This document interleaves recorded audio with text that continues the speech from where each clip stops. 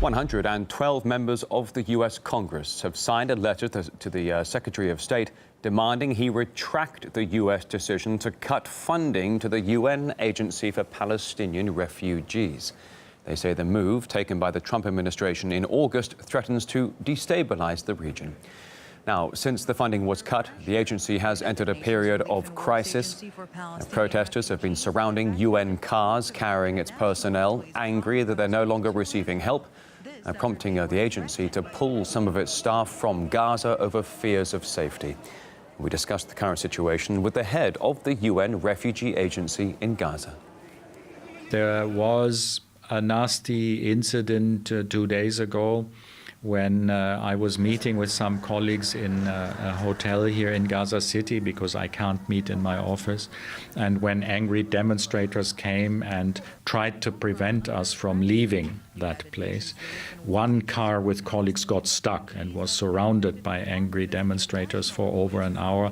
Fortunately, the situation was resolved peacefully. That could have been a very nasty incident. So fortunately, so far, no one has got hurt or directly attacked. What is leading to this incident, I think, is the tactics of our union leadership and the demonstrators. They seem to think that it will help their situation, that if they aggressively prevent management from working and if they close schools and health centers. That's the reason for these kinds of incidents.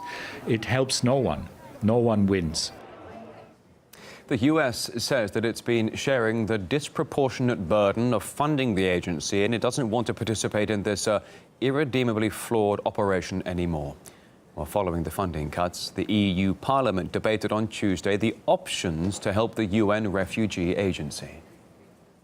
Without UNRWA, it would be even more difficult to reach a negotiated two-state solution. A just, fair, agreed and realistic solution for the Palestinian refugees is a final status issue that only the two parties can resolve through negotiations with the support of the international community. The European Commission proposed €40 million for the UN agency to continue supporting schools and health clinics, although the agency's head in Gaza says that the problem lies not only with funding. UNRWA's work would be made easier if there are stable, predictable funding arrangements.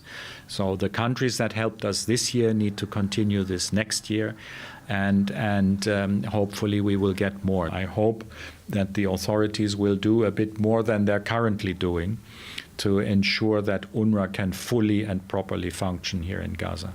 The problem is not the US and its government. The problem is that the international community, including the EU, is, from my perspective, speaking on behalf of the refugees, not putting enough effort into finding a political solution.